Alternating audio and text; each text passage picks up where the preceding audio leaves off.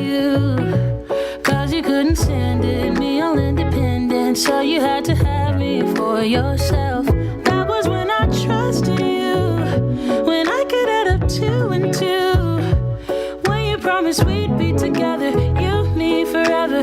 Now there's nothing left to lose. And though I understand it's hard sometimes to make up your mind in these trying times, yeah, I just can't accept you leaving me when I'm overseas with the heart so heavy. Think that I deserve the truth for once, not a guilty tone, cause you're not alone, yeah. You said you wanna come home, but I know you don't. So this time I won't hear it on the phone. If you got something to say to me, then say it to my face. What it's all about, why you're bailing out. Think you owe me an apology. Just say it to my face. You're sorry. You're so sorry. You're so sorry. You're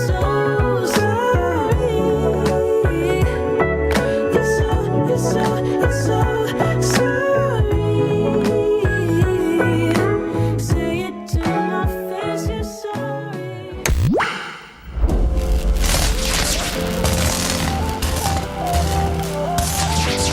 Join our membership program, sign up, find out what's going on, become a patron, and support our work. We're doing these amazing virtual live streams covering events, marches, protests, and actions that mainstream media just isn't covering. A lot of these very common sense policy interventions aren't given the space they need. You know, the truth is, before we have the political revolution, we need a media revolution. We really see this opening in the media space with television transitioning to the internet in particular. Streaming platforms, Netflix, Hulu, etc., are the next frontier. And we're not mainstream media. You're not getting a 10-second clip and a very watered down, whitewashed version of what's going on. Having a media company to support these kind of movement efforts is extremely valuable. People want to talk to us because they know that we're talking to the people. We need a dedicated, empowered, honorable base of people who are willing to fight for what they believe in. This needs to be all of us, not just like watching great content, not just sharing great content, but taking the correlated action and making sure that together these movements are more effective across the board.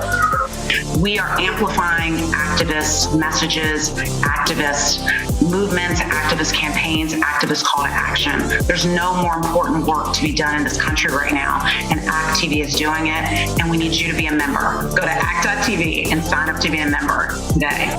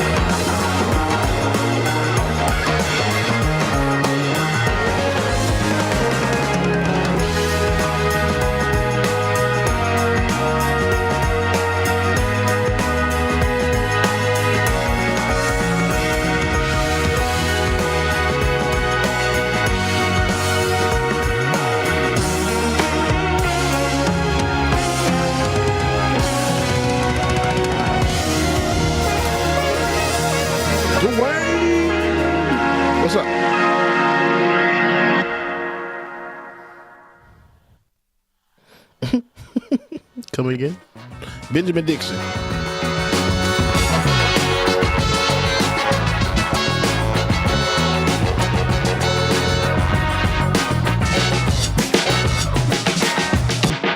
The Benjamin Dixon Show is only possible with listener support. Go to www.patreon.com/The BPD Show.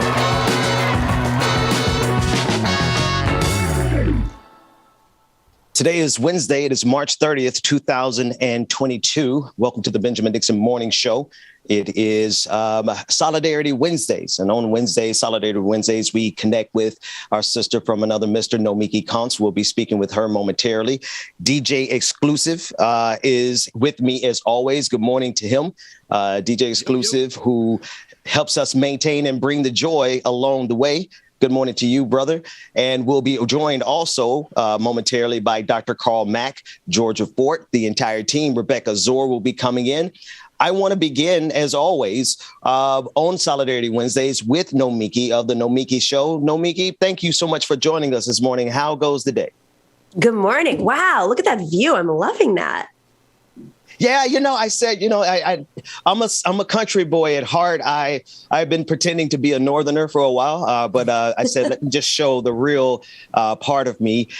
Thank you so much for joining us on Wednesdays, as always. And I'll be with you later on today, connecting the dots between movements, between subsets of a movement. We all are fighting for the liberation of all people. We are fighting for progress. We're fighting for people to have everything they need in order to be fully functioning, contributing citizens of this society. But yet and still, it seems sometimes these efforts that we have are scuttled by not just by the obvious players, but just at every turn. Why is solidarity so difficult in these days? Oh, that's the $zillion question, I could say. I think it is in our instincts as humans to want to be together. And when you don't have a unifying force, Bernie Sanders, for a good part of the movement, was able to unite many on the left. Now, I think since Bernie Sanders, we've actually brought more into our circle. So it'd be really interesting to kind of see who didn't support Bernie Sanders in 2016 or 2020 does support the policies that he was fighting for and that we've joined hands with on other fights since then, and maybe even before 2020.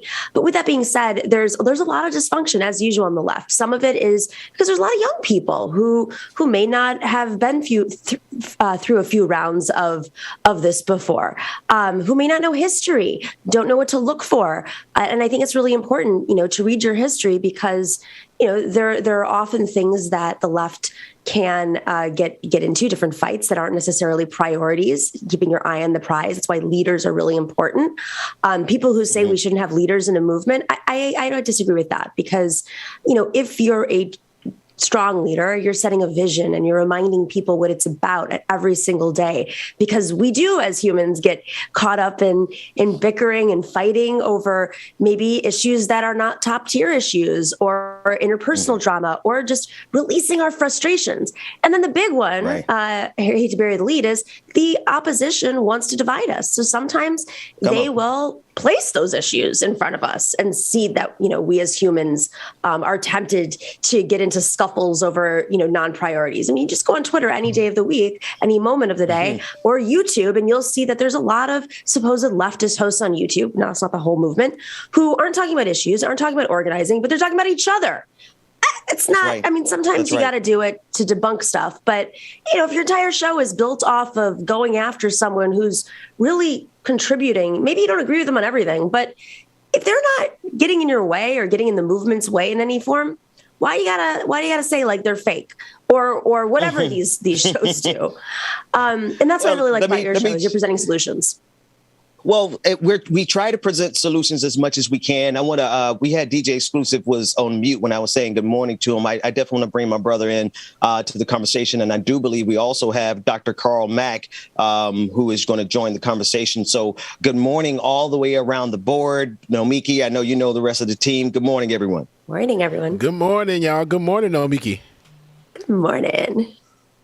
This is the thing, and I want to move because we're going to jump from this to Kiev, right? We're going to go from here to there because one of the things that you said that I think I try to alarm people of on a regular basis is that the opposition is extremely organized. And when I say opposition, I'm not just talking about Russia, Putin.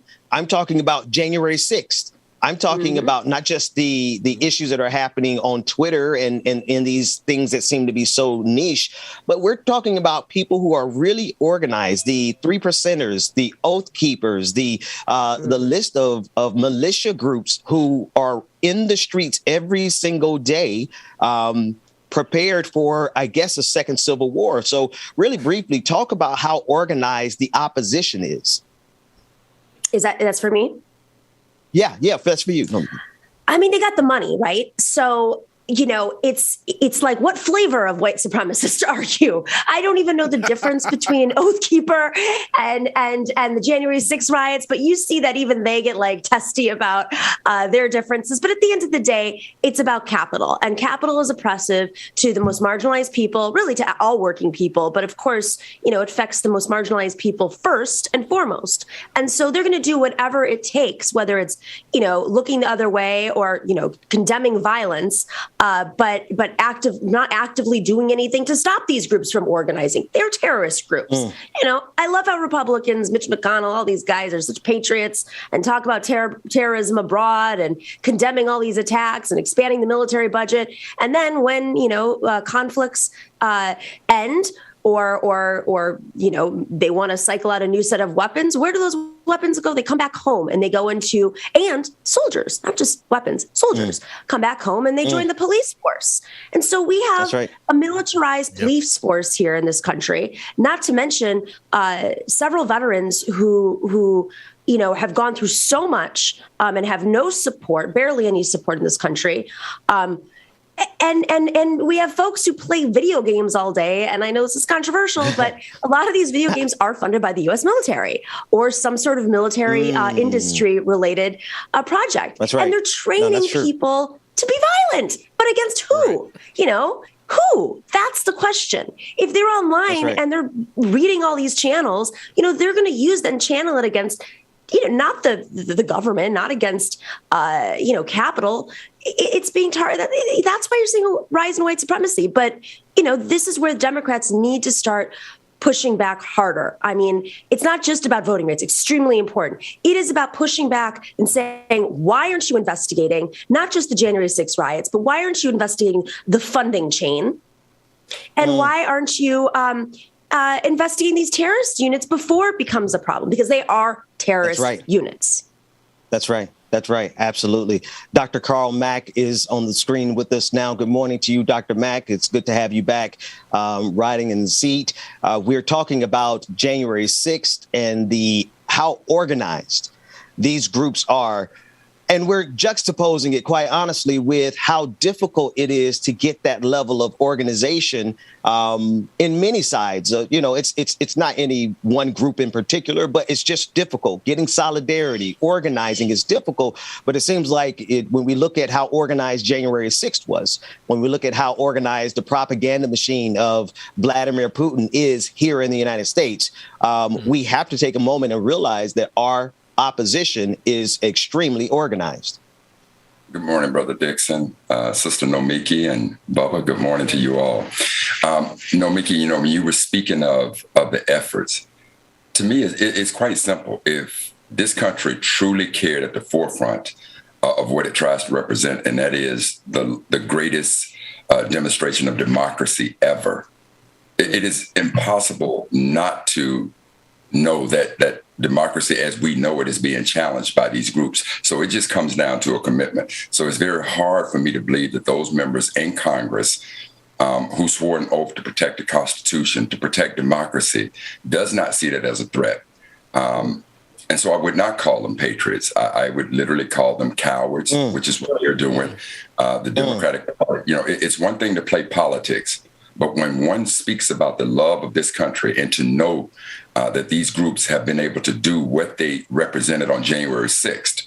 See, those same types of efforts we've seen time and time again, and when they affected the African American community, in particular, when we became free, when slavery ended, we saw the advent of the Ku Klux Klan starting in Pulaski, Tennessee on December 24th, 1865. We've seen as recently as the burning of Black churches, the threatening of recently historical Black colleges and universities. So see, when it was just happening to the African American community, of course, no one cared about it. But now they're watching their blind eye turn against the very thing that this country thinks that it most treasures, and that is democracy.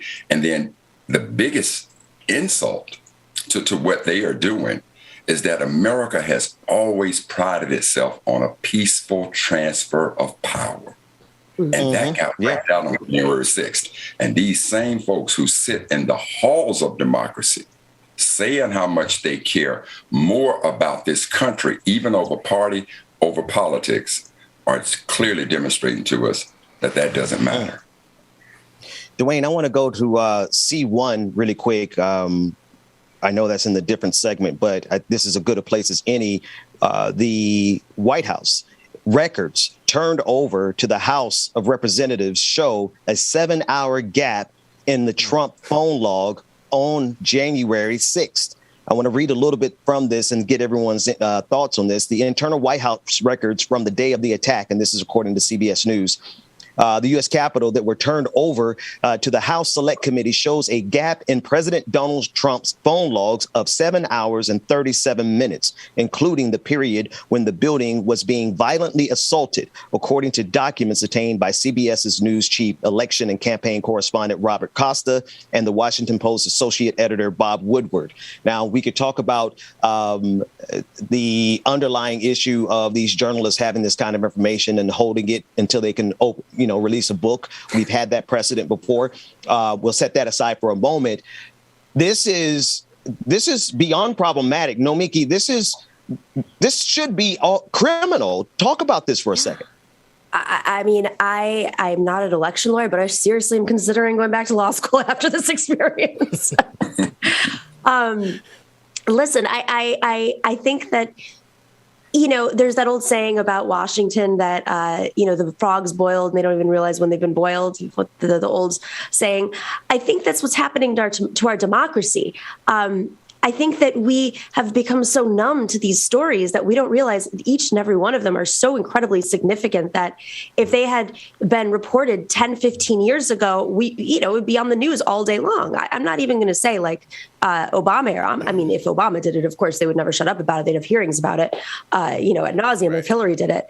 But what Dr. Beck says is true. I mean, this is democracy falling apart. And I can only look to, honestly, I can only look to Russia at this point because there are plenty of oligarchs in this country. But I also think that capital is always going to look for the safest model. And we have a stable democracy. And part of the reason why, and whether you agree with it or not, I'm not necessarily agreeing with it, but part of the reason why U.S. imperialism in its modern form is about liberal democracies, expanding liberal democracies. Let's be honest. It is the conditions are more right for capital, for companies to invest in those countries once there's a stable democracy. And so I can't actually see this being something, the falling apart of our democracy being good for our country and frankly, any other country's democracy and good for capital. I can only see this being good for Putin's interests. And I'm sorry that's so simplistic, but, Republicans need to start thinking about this too. If their bottom line is the bottom line, then they got to think what happens if we have no more democracy. People aren't going to feel safe it's not safe to invest anymore. These, it's just, the conditions aren't, it's not peaceful and never peaceful, but if it's barely peaceful, then what comes next? And Nomiki and Ben, one of the things that I have to try to get your opinion on, Bubba, as well. A sitting U.S. Supreme Court justice's wife is somehow. Yes. When we talk about a respect, a protection of democracy, the highest court in the land, You have a U.S. Supreme Court justice whose wife somehow is tied to this. Nomiki, Ben, Bubba, please help a brother out, because I am on the deepest end of perplexity, confusion here. Absolutely, Dr. Mack. Listen, I haven't hit that story as closely as I should, but I do know that I almost said Carl Thomas's wife, not Carl Thomas. It's Clarence. Clarence Thomas's wife has been an extreme right conservative activist for a very long time. And it's a shame that it has taken something this extreme for there to be any accountability. But she has been a problem. For you to have, let's just be real. One of the most powerful men in the world, Clarence Thomas, to have his wife in a position to be doing the things that she was doing is anathema, to be true, honestly. But we're talking about the things around January 6th. So, Nomiki, if you could speak to that, I'd certainly like to hear your perspective about it. And by the way, her name is Virginia, so let's put it out there, right? All I can say, I don't know. I mean, these are unprecedented times. So where do we go from here? Will this escalate? Will there be hearings? Will he have? I mean, he's recused himself from January 6th related cases, but it's like, he's barely proven himself to begin with as being somebody who comes in with good faith, and I think a good chunk of America has seen that. I want to go back and watch those hearings. I want to go back and see. We know that they were controversial hearings, especially over his relations with women. But aside from that, I want to know how we vetted this man. And he got into office before this new wave, or got into his position before this new wave of conservatism took over America. Exactly. Oh yeah. Well, yeah. I mean, it would be interesting just to watch all the hearings of all of, put them on some show like C-SPAN or something. Because, it's almost like we need to do an audit of how did we get here? How did we get here?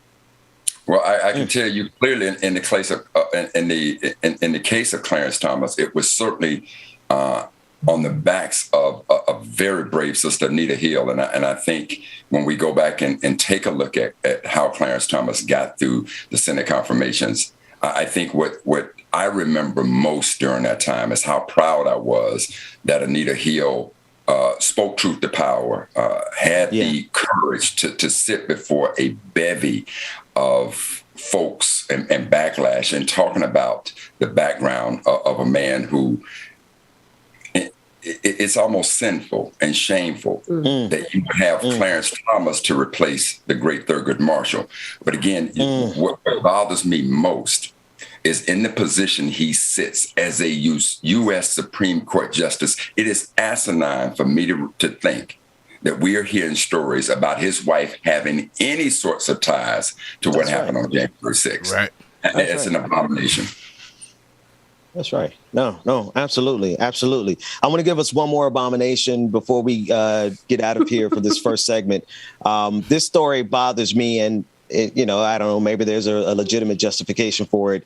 I'm going to go to X0. This is the U.S. and Mexico reaching a secret deal on Russian refugees. Now, the reason this is bothering me is because of the nature of how so many Black refugees have been treated at the border. Specifically Haitian refugees. So we're certainly going to be talking about this later on with Rebecca Azor. But this is according to Vice News. The U.S. admitted a group of Russians at the border under secret deal with Mexico.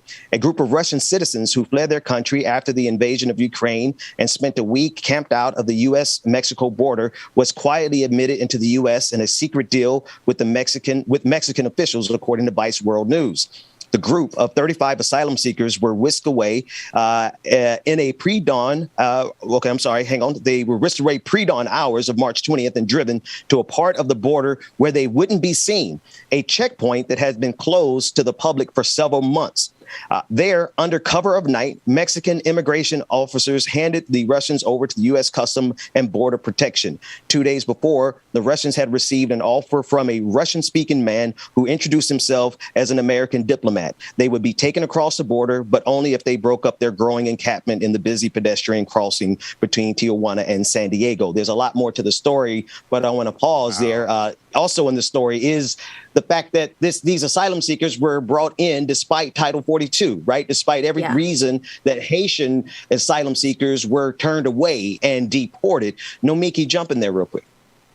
My jaw is, it dropped. Right. I don't know what justification. I'm trying to think of something. Like, is there a deal? I can't come up with anything. I mean, this is just flat out racism. It's just out there. We saw how the Border Patrol treated the Haitian refugees. We see how those encampments have not gone away. I mean, they're slowly, as they say, they're slowly, I guess, reforming the encampments. I don't know, making them more humane. But how do we know? I mean, credit to Vice, because that's not an easy story to cover, and I think they've done a great job there. But I love to hear what the government's response is. Is this some sort of secret espionage thing? I have no idea. Dr. Mack, I have no idea. I was about to say, but do we even think that we'll hear a response, though? That's the real thing. We probably won't even hear anything. They'll send Kamala out because they send her out to answer all the tough questions and then blame her. My gosh, no, Mickey. No, Mickey, that is exactly where I'm going now. Yes. Had this story broken and negative 44 was in the Oval Office, we'd go par for the course. That's what we would expect. With Biden in the White House and Sister Kamala Harris in the White House, trust and believe, sister, we want to know front line and center right now. You must address this report because it is so easy, Sister Nomiki, as you said, in the case of the way that we've seen Black immigrants being treated on horseback, being whipped. We saw that. That's right. Now, I need to understand, Madam Vice President, please explain this to, well, no, not please. Damn it, explain this shit to us. Come on, somebody. Come on. Let me read a little bit more if I can make the situation worse. The next paragraph, I think, was probably the most important paragraph from Vice.com. The secret agreement brokered by the U.S. consulate in Tijuana and executed in conjunction with Mexican officials at the federal and state levels bypassed Title 42, the controversial pandemic-era measure that allows U.S. border authorities to expel or deny entry to asylum seekers without hearing their claims. The policy has left tens of thousands of migrants stranded at the Mexican side of the border, as we discussed. As captured by Vice World News cameras and independently confirmed by 3 sources, including a Mexican federal official, the incident reveals how asylum policy under Title 42 is not a system of predictable or transparent rules. Of course not, but rather one of arbitrary special exemptions and backdoor deals. Yeah. You think? I'm done. Yeah, we're all just. Bubba, I'm going to tell you right now, I need to leave this scene and I need to go swim tomorrow. I tell you. No, Miki, I tell you what, let's do this. Since we have 2 more minutes. This story is a little triggering. Let's move on from this story and we'll come back to it later on today. The last story I wanted to get your thoughts on, Miki, before you left, was Russia claiming to scale back their Kiev defensive or rather offensive. And Russia is reducing military activity near Kiev during peace talks. And the peace talks from Zelensky seem to now be talking about declarations of neutrality in the pull and push between Russia and NATO. Zelensky is floating neutrality. I don't know how much you've been following this story, but I'd like to know your thoughts about what's happening in the developments. I mean, if this is what it's about, Ukraine being neutral, and then it's pretty clear that that's what Putin has always cared about is Ukraine being right there and potentially joining NATO and NATO being right up against Russia. I don't buy it. Even if Ukraine were to be neutral, give it a couple of years and they'll be back. I just don't buy it. I'm sorry. And Ben, I just want to say that when we talk about neutrality, again, I just want to be clear so that all of us understand neutrality in this case is that Ukraine would not become a member of NATO, which is what Putin has said was always his issue. So when we speak of neutrality, that is exactly what we're saying. And Nomiki, I have to absolutely agree with you that if that's what it takes to end this situation, yeah, but trust and believe. A couple of years down the road, Ukraine is going to do it. And I think what we have to remember is that Ukraine was once in a position that Putin wouldn't have dared to do this. And that was when Ukraine had the third largest stockpile of nuclear weapons on the planet. So you best believe if Ukraine still had those nuclear weapons and they gave them up with assurances that if anything should happen, that NATO would come to their defense. So if I'm Ukraine, I'm feeling some kind of way right now. In the streets, I'm feeling punked right now. That look, man, I had all that I needed to protect me, and I gave it up in the sense of world peace. You gave me assurances that you had my back. And fool, when we were in the club scene and the fight broke out, I'm looking for you to have my back, and you the first one I see running through the door, running out away from me. So Ukraine should feel some kind of way about this situation right now, given what it had to protect itself. And like I said, trust and believe, had they still had that arsenal of nuclear weapons, Putin wouldn't have come close to doing what he's doing right. I agree. Listen, we're going to take it to a break. Nomiki, do me a favor. Tell everybody how they can get more of Solidarity Wednesdays by coming to see your show. Yes. So tonight, Ben's going to be joining us on our show, The Nomiki Show. It's on Twitch. It's on YouTube. It's on podcast. So if you go to patreon.com/The Nomiki Show and you want to support, there's all the levels there. We have swag. But we're very excited to have you. Every Wednesday is always such. Oh, and today is great. My dear sister, Isra Allison, who is Cori Bush's campaign manager, put on an extraordinary event a couple of days ago in D.C. with Black women candidates. So they're going to be joining today, and they're going to be talking about their candidacies. So very excited. Awesome. Thank you so much for joining us. Dr. Mac, DJ Exclusive, let's take it to a break. We'll be back with more of the Benjamin Dixon Morning Show right after this.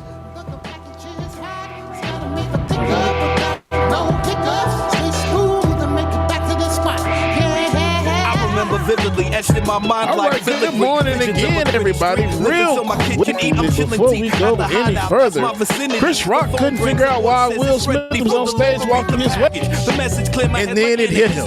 Good morning, everybody. Welcome again to the Benjamin Dixon Morning Show, y'all. Of course, we got to come with the jokes early morning to keep your morning going. Make sure that you stay tuned. We got more coming up next on the clock. We started that shit for y'all. Y'all stay tuned. Good morning, everybody. Good morning, mama and daddy. Slide in the driver's seat and match the gas pedal. Blast off across the asphalt like NASA shuttle. Cars in front of me, I pass a couple. Then check the rear view to see who's creeping. Rebecca B, good morning. Creative Impact. Roller Dragon, what's going on? Tyra G. Laura Estrada, hey Laura. Shade Dragon, what's going on? Stroop the Dragon is in the building too. Stroop, good morning to you. It's supposed to be 85 degrees in Atlanta today. Okay. Miss Guru, good morning. It Hustler. What's going on? Tyra G. Hey, I'm never rushing. On time every time. Black Panther. Moon shines down like it knows something. I hope it doesn't. I'm at the pickup spot that got the best product. Package in the back of the Rachel Bannon, good morning to you. I step inside, he approached me slowly.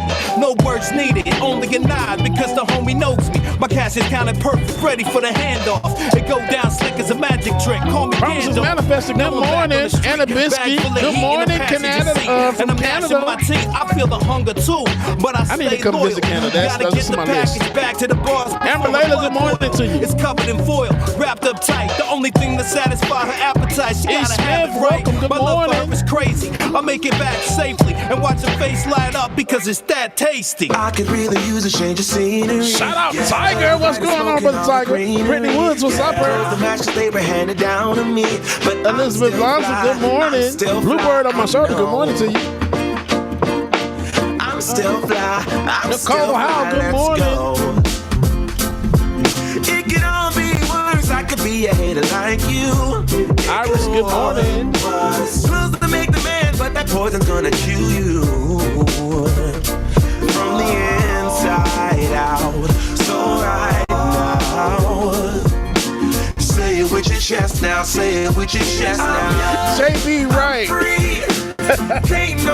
Yes, y'all, if y'all didn't know, the package is literally about a sentence. Esther Brochen, good morning. A.R. Walker, India Brown, good morning to y'all. It's my time to ride. I'm young. Lily, good morning. Miss Newell, yes, right. Yes, I am. We got another one coming up for y'all as well, too, so make sure y'all stay tuned. It's my time to ride out. Hey, I think it's time for a patron party, because honestly, we missed the patron party last week because of my neck injury, arm injury, I don't know. Anywho, patron party this Friday, and I confirmed with Benjamin Dixon. But yes, patron party Friday. Make sure that you're there. Behind me, but I'm still fly. I know. Also, Bubba's Beats. I'm still fly. Let's go. Bubba's Bangers. There we go. Bubba's Bangers coming soon. You can get a copy and access to it on patreon.com/patreon.com/the BPD show. And also make sure that you're on act.tv/join. Don't want to miss it. Just say it with your chest now. Say it with your chest now. I'm free. Mark Brown. What's going on, Mark? Yes, I do, Mark. Yes, I do. Six Dragon Daddy, what's going on, brother? I'm young. I'm free. Dwayne, can you hear us, Dwayne? Here and now. It's my time to ride it out. It's my time to ride it out. Okay. It's your time. The Big Piece, good morning. If you're on the bus, say yeah. Brother Lateef, what's going on? Good morning to you. Yeah. If you gotta walk, say yeah. Everybody's going somewhere. Young or old, I really don't care. Life has never really been fair. So put your fist up in the air. Say yeah. I'm young. Y'all can see the fist. Kaylee, good morning to you. All right, y'all. Y'all know what time it is. It is 8:32 Eastern Standard Time. That means that we are on the clock. Good morning, everybody. It's my time to ride.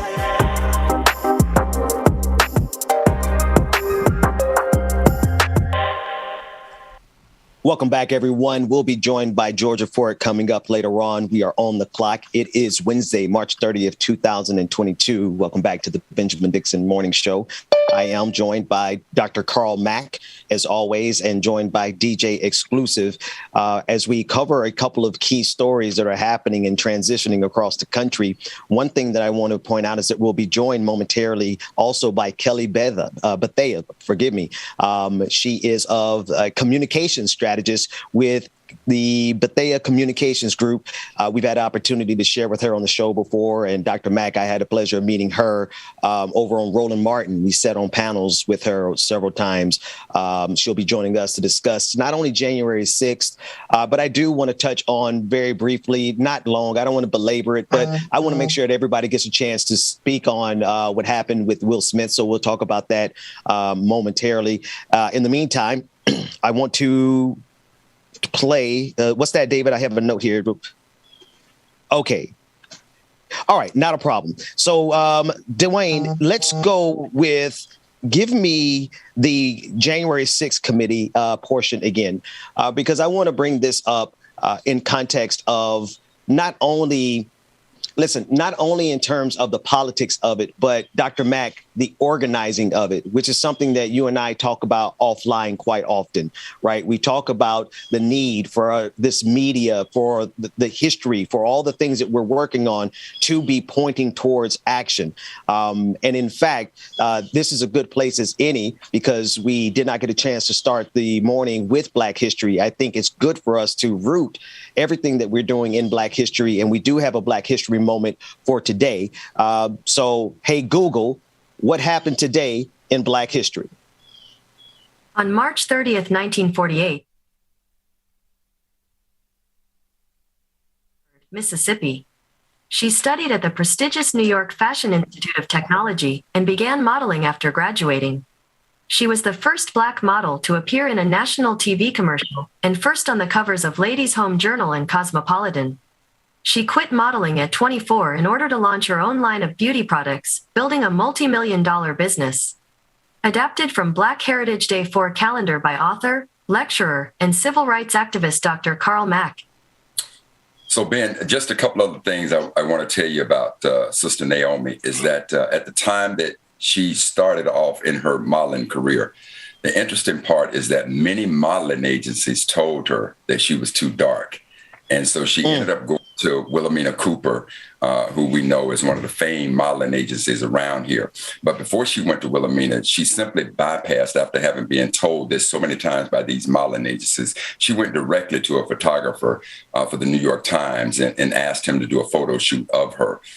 He did the photo shoot for her that appeared in Time magazine. And so along with the coverage that she got from Time magazine, that's what launched and enabled this commercial from AT&T to appear. And when she appeared in that commercial and they saw her modeling the fashion line that she was in, that's what opened up a lot of things to her. And then oddly enough, at the time that she ended her modeling career at the age of 24, she got called upon by Hollywood. And there was, in Hollywood, they gave her the opportunity to do the lead role for the Black exploitation film Cleopatra Jones. Having read the script, she was so repulsed by the portrayal of Black folks that she absolutely refused to accept that role. And then it was at that time that she opened up her own business that included hair pieces for Black women and built that business to revenues of in excess of $5 million a year. That's Naomi Sims, our homegirl from Oxford, Mississippi. Wow. That story has so many layers, Dr. Mack, and I didn't know any of them. But the absurdity of them saying that her skin was too dark. But I guess that is par for the course with this country. Ben, it had nothing to do with the content of her character. Come on now. James, it's never been about, as much as they use that line against us that they want, and I'm talking about white supremacists, they use that line now. They co-opted Dr. King so eloquently, and they say that they don't want a world where they're judged by the character, the content of their skin, rather the color of their skin. Truth of the matter is they've done that to us since time immemorial. So anyway, let's do this real quick. If we have, Dwayne, give me a quick update on, are we ready? Okay. All right. So here, let's do this. I think we're ready now to bring in Georgia Fort. I just wanted to pause and make sure that we had our sister ready to go. Good morning to you, Sister Fort. It is always a pleasure to have you on deck. Likewise. And good morning. It's actually snowing in Minnesota today. So I kind of just wanted to quit on life, but you got to keep going. I mean, it's almost April and it's still snowing here. It's crazy. I feel bad now with my view in the background, but let it be inspiration. Spring is coming, Sister Fort. Go ahead, Dr. Mack. No, I just wanted to say good morning, Sister Fort. It's been a while, so miss you, my sister. Likewise. And thank you for that powerful story this morning. Yes, ma'am. Absolutely. Sister Fort, I know you have been extremely busy on the ground there. What is happening around the world that you're watching? Well, the strike in Minneapolis has ended. Students did return to school yesterday. About 30,000 students were out of school for almost 3 weeks as educators and teachers demanded that the district pay them livable wages, cap the size of classrooms, and also provide more mental health services for students. But there is a mixed review among educators when you speak to them about whether or not they feel like this was a win. One of the things that is going to happen to compensate for the 3 weeks that was missed, the district has already adjusted the calendar. So teachers and students will be staying in school for an additional 3 weeks longer than expected to make up for the missed time. But a lot of people asking, why did it take this long? And if you remember when we talked about this, probably I think during week 2, there was a standstill where the district was saying that they were not going to budge at all. And the amount of money that teachers and educators were asking for ESPs specifically was $35,000 a year, which is incredibly low. And so the fact that they had to fight this hard and sacrifice as much as they did, all of this time away from work and knowing what that meant for some of the students, just to get bare necessities, so a lot of teachers don't feel like it is a win because this is really the bare minimum. Wow. $35,000 a year. And that seems to be it. Last time we talked about this, Sister Ford, you said that the city actually has a surplus that they could pay for this out of, or is it that they're allocating that money to another institution? Well, it's the state. The state has a surplus. Right. And so yep. From my understanding, cities can make proposals or recommendations to have access to that funding. But yeah, I believe it's like a $9 billion surplus. So there is resources within the state. And we know that can trickle down city to city. So absolutely, the city of Minneapolis could be requesting, access to some of those funds. The district saying that they didn't have a budget to support this. But my question then is, why do you create a system, a structure, if you don't have a budget to pay people bare minimum livable wages? So you're expecting people to come in and do this work for free. You're expecting people to get paid for 20 hours, but work 30. You're expecting teachers to come in with maybe $100 for a supply budget, but yet and still they're going to need at least $1,000 to equip their students with what they need to learn for that semester. So the expectation here, and I know that this isn't an issue that's exclusive to the city of Minneapolis. This is something that educators are dealing with across our country. And so it is not surprising that you have charter schools, you have alternative schools that are popping up. And we've talked a lot on this show about even parents homeschooling, because the expectation that's put on these teachers who are within this huge district, they're unrealistic. So, Georgia, Sister Ford, you asked a question that was being posed as to why did this take so long. I think it's pretty simple why it took so long, because people's priorities are so skewed. We're talking about teachers having a baseline, a minimum baseline of $35,000 a year. Sister Ford, can you tell us what the average cost of a Minneapolis police officer would be? Oh, yeah. So there's been some interesting tweets about that. From my understanding, it is over 60,000. And if I'm not mistaken, I think it's 75 grand.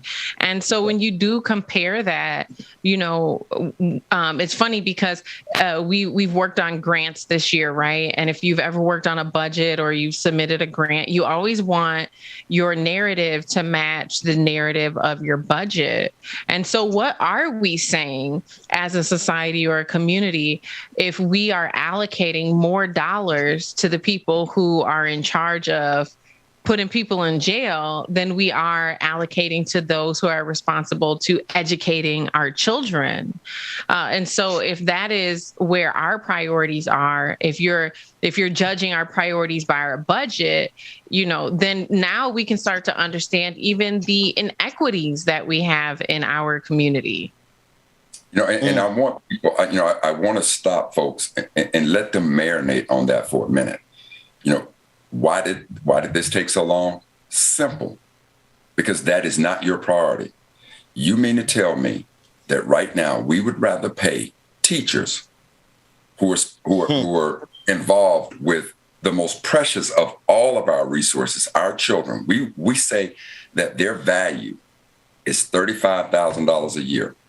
And now we say to those who will abuse, beat, use no-knock warrants, kill our children, we will pay them upwards of $70,000 per year. I need for all of us to simply marinate on that fact as it's presented to us. Not about what you say to me. It is what you're showing me. And what they say is, if you want to know the truth, follow the money. Well, follow that money, fam. Follow that money. That's right. Absolutely. Absolutely. Sister Ford, I want to expand the conversation here and bring in our next guest, Kelly Bethea. She is a communications specialist and professional she describes herself as a communications professional with a law degree. I had the pleasure of sitting on a panel with her on Roland Martin Unfiltered. Good morning to you, Kelly. Thanks so much for joining us. Thank you for having me. The pleasure is all ours. First I want to say also good morning to our brother Roland Martin, because honestly, I met Brother Mac on the Roland Martin show, and then obviously you and I met there, and then both Georgia and I have had a chance to be on his show. I wanted to bring you into the conversation to talk about a couple of key stories, and Sister Ford, I want to expand it here. I want to talk about the seriousness of January 6th as it still remains a threat. And I want to couch it in the Washington Post, CBS investigation that is now shown that there are 7 hours and I believe 37 minutes of records that are missing from the White House correspondence, from the White House phone records, rather, that took place on January 6th. We also talked about this morning how organized the opposition is, how organized the Oath Keepers are, the 3 percenters, the people, the Proud Boys, the Boogaloo Boys, all those institutions that we saw on January 6th. We're at I really want to get to know what you think about this, Kelly, and then the whole panel here. We're at a stage where the former president is able to get away with crimes of treason, and yet we seem to be at a deadlock in doing anything. How do we protect our democracy when it seems like the wheels of our institutions aren't able to protect our democracy here in this moment? Kelly, I'd like your thoughts on that. It's interesting when we ask, how do we protect our democracy, especially when those who are able to are the ones who uphold white supremacy, right? So I don't know whether this is a situation in which it is out of control so much as it is something that people are letting happen. The biggest reason that Donald Trump even became president is because we did not take him seriously. We thought that this entire thing was a joke. And we now know that it was not a joke, but we are still treating him like a joke, and when you enable somebody to this extent, are you complicit in it as well? Those are my thoughts on it. Like, when you have everything at your disposal to protect democracy, and then you let a joker in on purpose, and for 4 years did virtually nothing to stop it because of, be it infighting, whether you still don't take him seriously, what have you. I think this is a situation in which they are letting this happen. And the only reason that it is an outrage now is because we, the people, understand that this is a dangerous situation, but the powers that be still do not. That's the part. That's the part, Sister Ford. It seems like the powerful who know and see, they have to see what we see. They have to see the existential threat. They have to see the threat that Donald Trump is. But then here's the flip side. If I could juxtapose it to the things that we don't get, that we don't receive from the powerful. We're still 2 years now removed from the murder of George Floyd. We don't get anything in that column. We're not getting anything in the column for which we voted. We're not even getting the protection of our democracy at this point. It's just a little frustrating, to say the least. Yeah, absolutely. And I would agree with Kelly. I mean, I think the people who are in position to do something about it are not doing anything because they're complicit. And so when you juxtapose that with the lack of progress for legislation surrounding the murder of George Floyd, we we have, yes, made a lot of progress, but then again, we have to keep asking ourselves the critical question of like, how much progress have we really made? Because every time we, being the Black community, take a step forward, I feel like there is active resistance trying to push us 10 steps backwards. Even when you look at the unraveling of voting rights and how there's now all of these suggestions and amendments that are being made to try to eradicate as many Black and brown people's right to vote. So a lot of these things, when I look at them, these issues, they are interconnected. They're not separate. And the people overseeing them, the people who are in positions of power, are in a position to make decisions on all of them. So we definitely have to make a push for more people to get into office who are not scared. And that's one of the reasons why I really love the fact that you have made Nina Turner a staple on this show because she's one of the people who is fearless and courageous and who continues to use her power for the advancement of our people. Absolutely. Dr. Mack.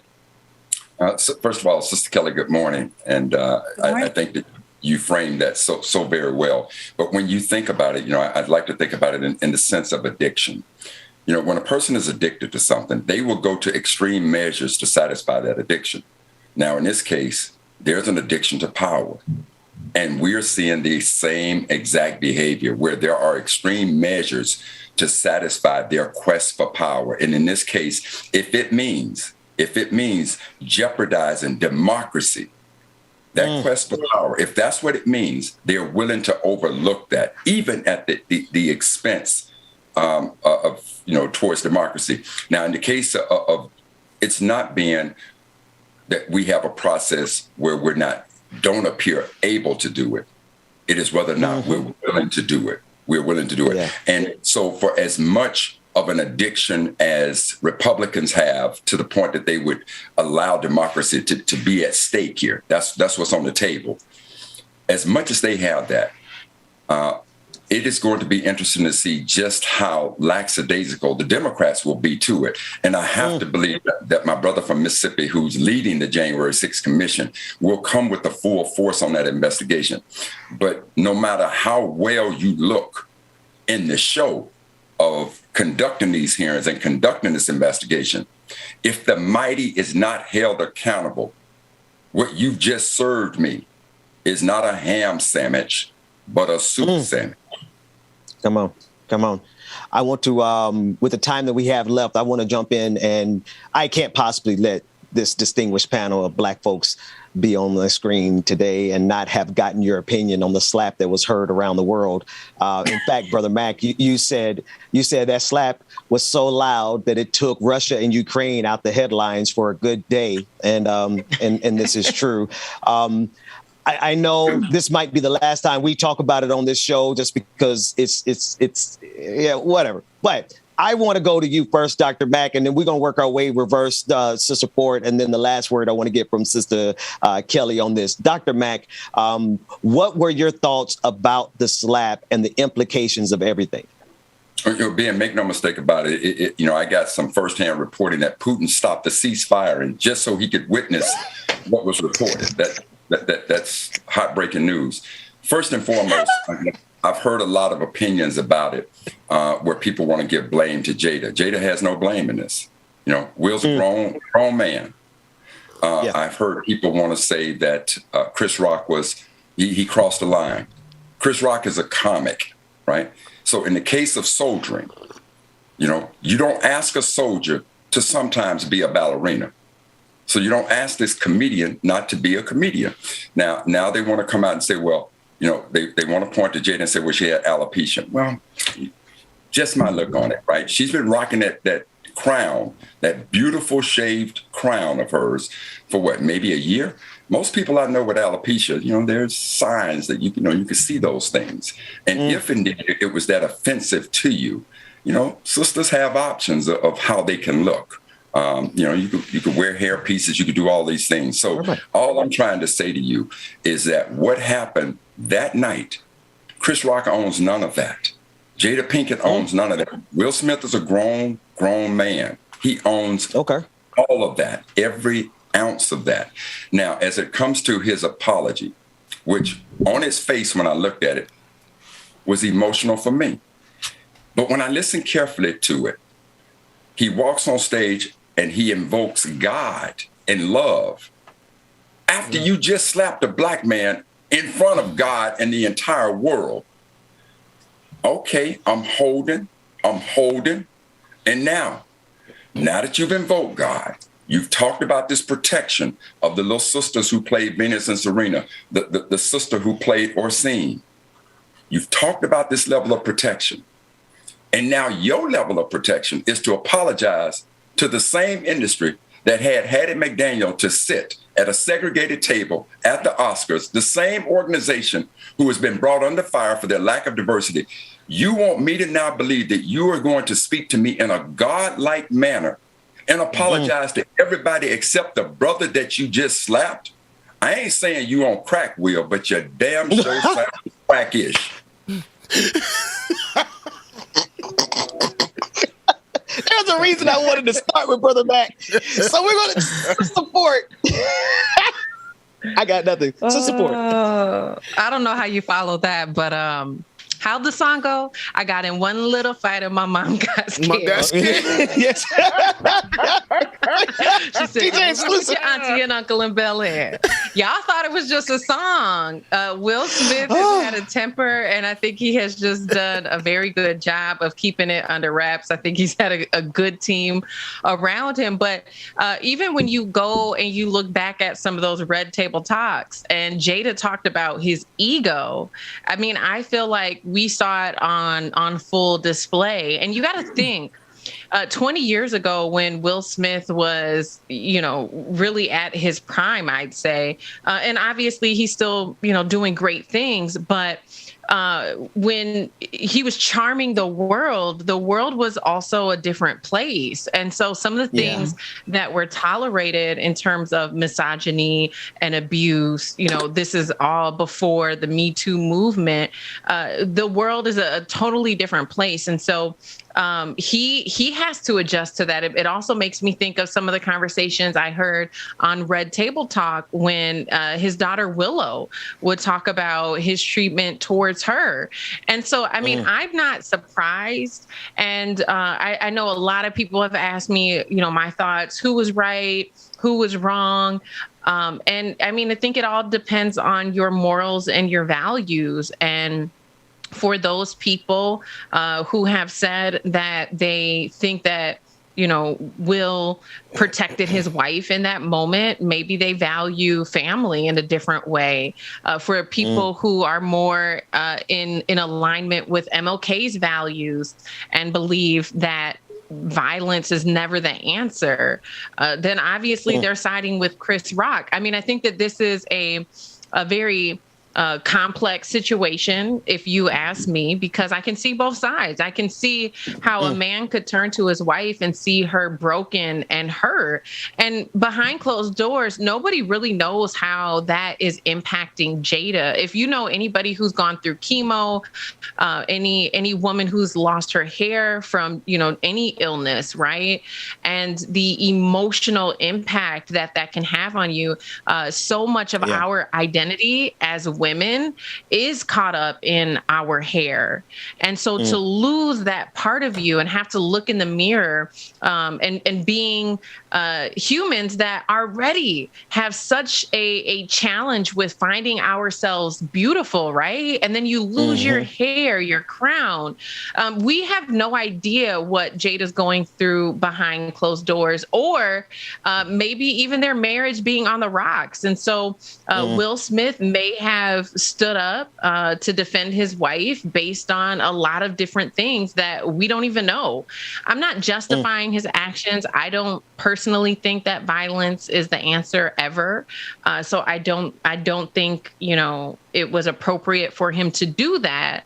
But I don't think that this is a situation that's just black or white. I mean, I think that there's a lot to break down there. And while I do agree with Brother Mac about Will Smith's statement afterwards, I will also say he did bring up a valid point about celebrity and celebrity culture, that in America, our celebrities have been punching bags like forever. And people in our country feel like they can say whatever they want about whoever they want.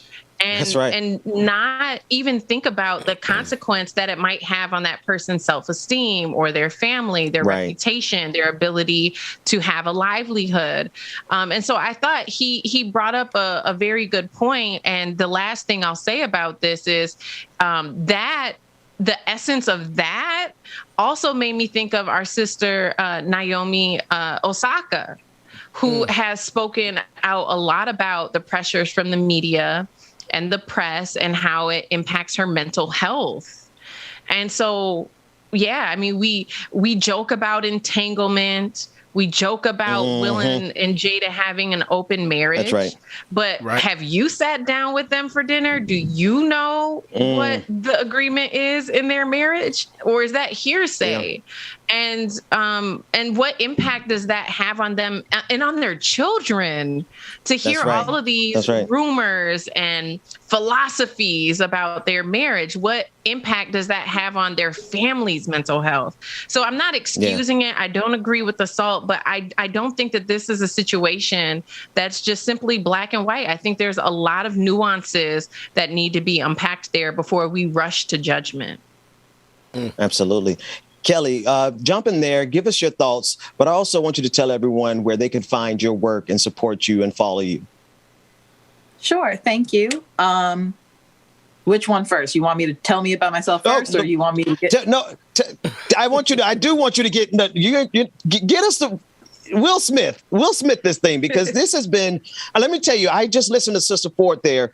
And Sister Ford and Dr. Mack, I'm going to be honest with you. The only thing I'll say about this is that I have felt all of the feelings. I felt everything that you all have said. I felt everything that Rebecca Azor and DJ Exclusive said yesterday. So, Kelly, I want you to jump in there, because I'm pretty sure whatever you say, I felt some of these feelings, because I've been all over the place on this.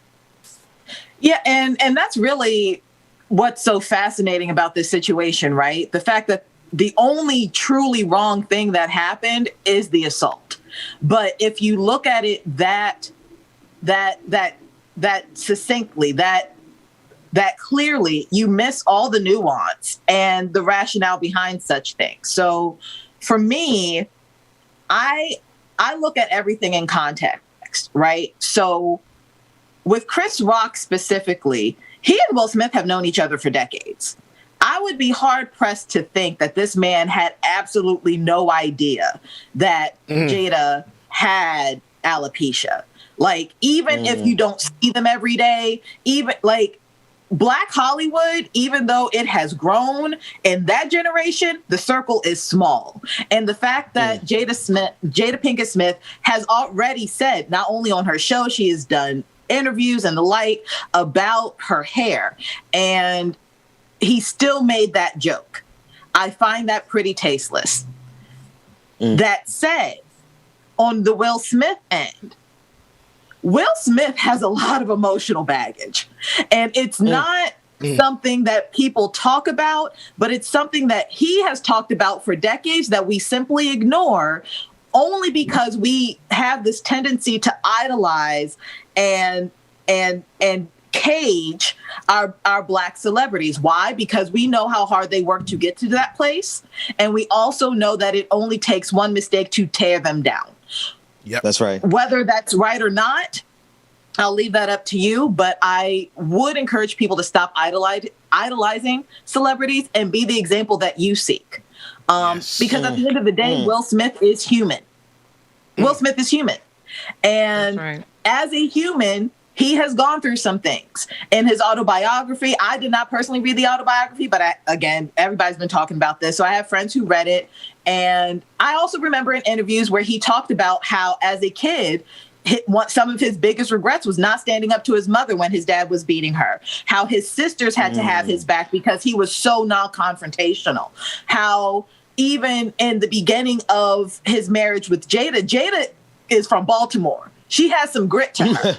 And she, you know what I'm saying? Like, and while he was in West Philadelphia, born and raised, he did not have that same grit.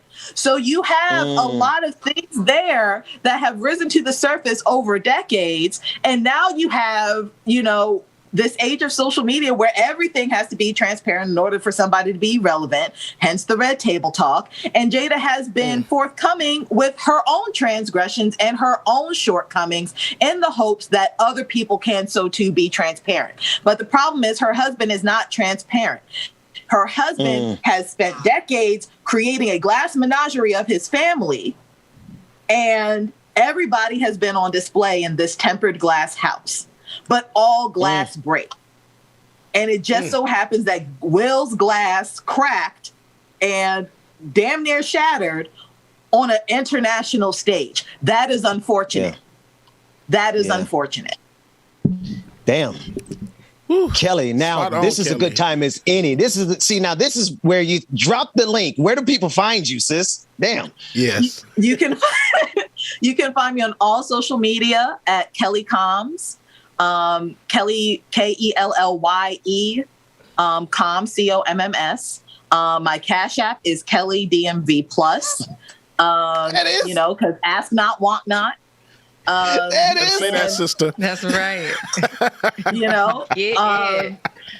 And I am on Roland Martin's show pretty much every Friday, unless he says otherwise. So catch me on there as well. And kellycombs.com is my website. Kelly, thank you so much for joining us. We're going to go to a quick break. Sister Ford, I'll see you in Slack real quick, and we'll be back with more of the Benjamin Dixon Morning Show right after this.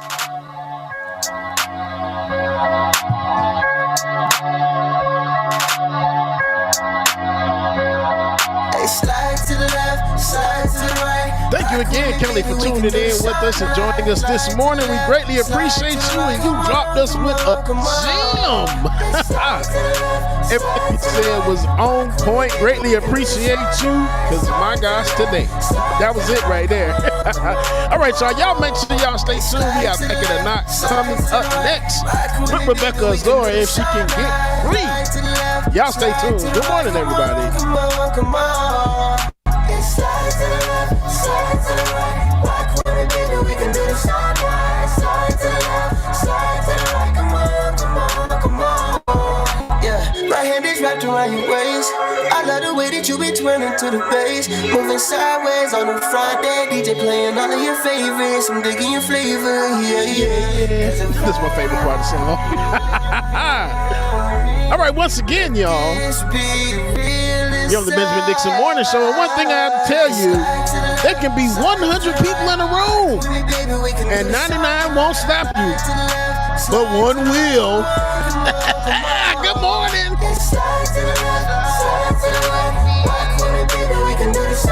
I had to get it in there. I know I said it yesterday. Put it in there again. Slide to the left, slide to the right. Rock with me, baby, we can do the side right. Slide to the left, slide to the right. Come on. Y'all be on the lookout for Bubba's Bangers Volume 1. Coming real soon. What's to be good? What's going on? Good morning to you. This may or may not make Bubba's Bangers. We'll see. It's going to be a nice little curated mix of non-copyrighted music mixed by yours truly, DJ Exclusive. You don't want to miss it, and you can get access to it. Patreon.com/LikeItOrNot, Patreon.com/The BPD Show. And make sure also become an act.tv member by going to act.tv/join. You know what's bad? I still need to go join my damn self. I'm going to do that today, as a matter of fact. Y'all stay tuned. Telling me I'm crazy, trying to prove me wrong in every fight, knowing that I'm right. Why you trying to wreck me? I can't stand this man, Benjamin Dixon at all, y'all. Wanna call me out in front of friends. Careful where you tread. That's my dog, though. That's my brother for real. I love you, but in heads is what we do.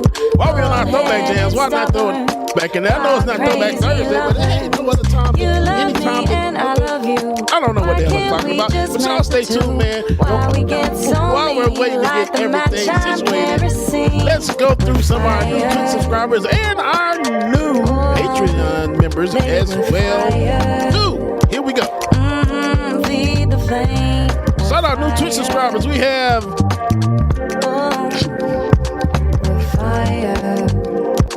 Hammer the RC1G. There we go. Resubscribe. Andy from Ohio resubscribed and commented. All I hope everyone is having a great day. And they've been subscribed for over 17 months. Shout out Andy from Ohio. That Dynamic Dreamer resubscribed and they've been subscribed for a whole year. Thank you. Shout out to that Dynamic Dreamer. Moon Meat gifted 1 community subscription, and Chicken Fried Dragon gifted a 3-month subscription to Steam Elements and Neon Death 07 and a 1-month subscription to D-Mesh. And Felicity91 cheered 13 bits. Those are from Friday, y'all. Of course, I missed it because, whatever. And then new Patreon members, we have Trace A and Ryan F, who increased their pledge. And we also have more new Twitch subscribers. We have Cognac Jack, who subscribed with Prime. Good job on using that Prime benefit. Superfly Trans Guy resubscribed. They've been subscribed for 5 months.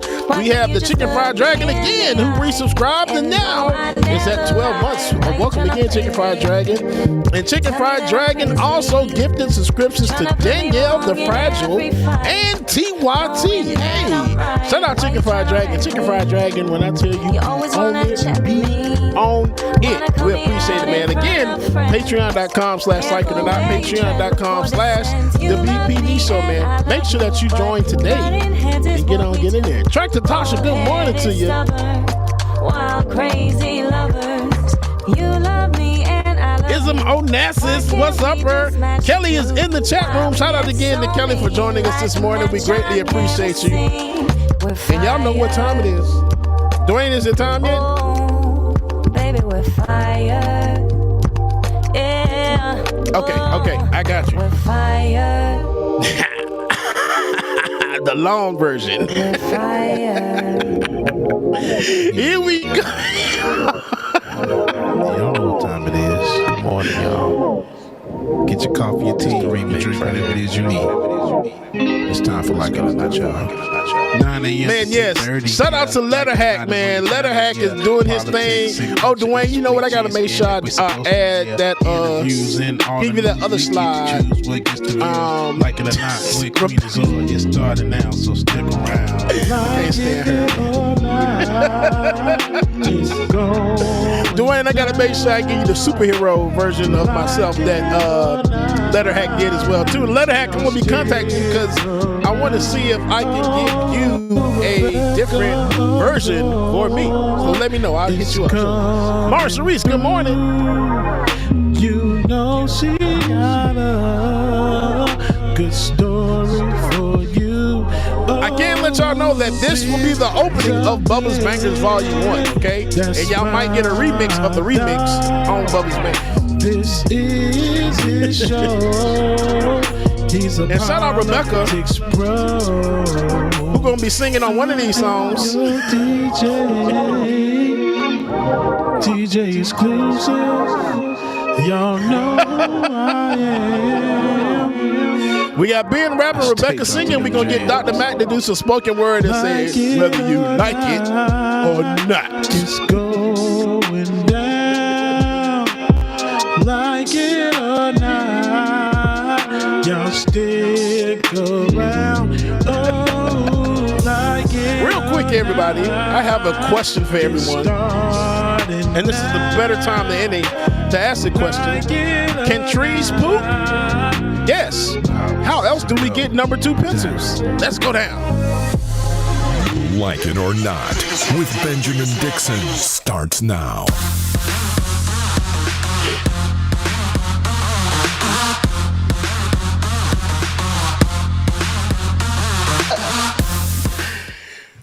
Good morning, good morning, good morning. Look at all these beautiful black people on this screen. I love to see That's what I'm Wow, that's crazy. That is crazy. I have, I don't know the last time I was here with everyone, but good morning, Georgia, and good morning, Dr. Carl Mack. Listen, Yeah, I feel it's just kind of weird because I haven't been here with y'all. So, what's up? How y'all doing? Rebecca, she might say, Byron. Listen, let me jump in. I wanted to say this. This is beautiful. I just want y'all to take a screenshot of what you see on your screen right now. We are coming from Atlanta. We're coming from Minneapolis. We're coming from Duval, and we're coming from Maryland. Shout out to this nationally renowned morning show with these unbelievably talented, amazing people in their own right. Georgia Fort, who stands alone. Rebecca Azor, you catch her on the hill, she might rip your wig off. DJ Exclusive, who has been holding it down since day one, square one, and Dr. Carl Mack, like it or not. Good morning, everybody. And Trust and Believe. There we go. Trust and Believe. Number 1 single coming soon. There it is. There it is. I just want to, George, I know you can't stay a whole long time. And Rebecca, I know we got stories to cover, but I just wanted a few minutes here to see all of us on the screen and also to just say like how dope it is to have this many people who are interested in our issues, interested enough to sacrifice their time every single morning, whether they're on this show or not. They're every day. The people on your screen are the people who are making moves happen.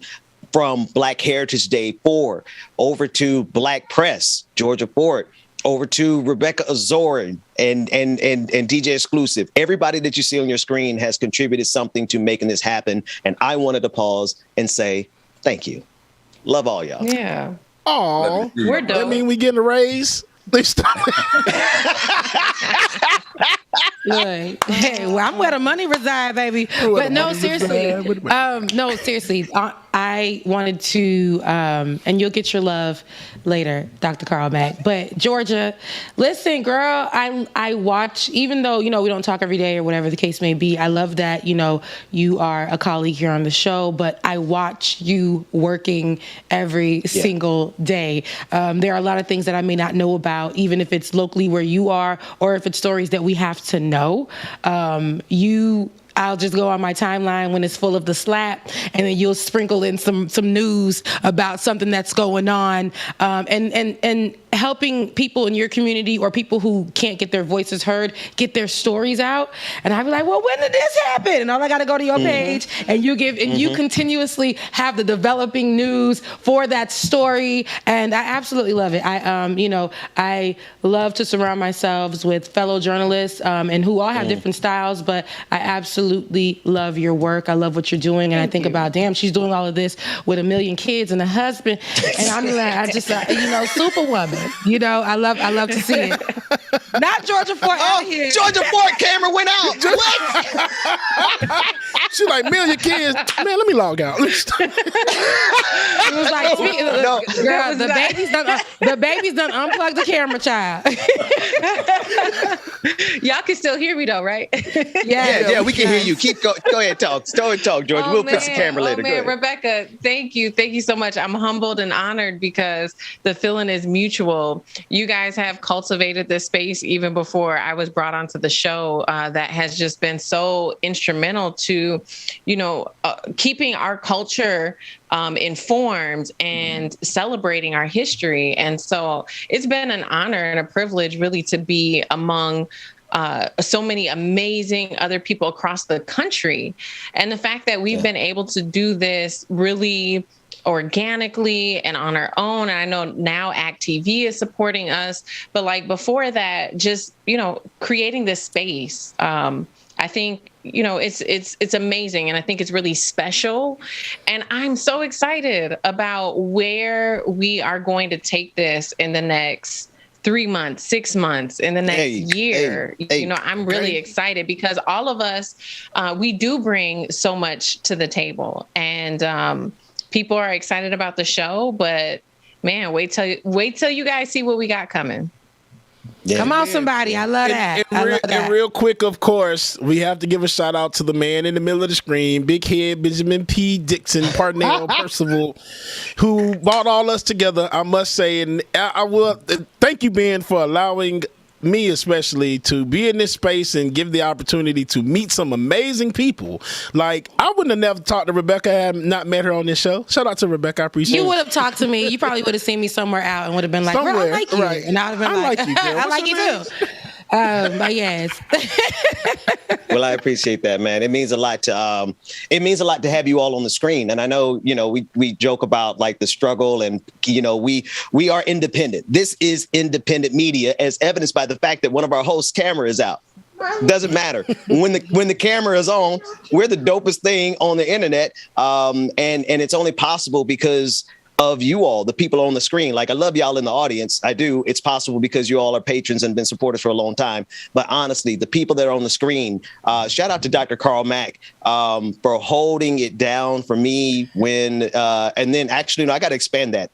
Can I thank every person who's on the screen, especially the Georgia? There it is. Camera's back on. All right. I want to thank everybody on the screen and behind the screen because I needed you all.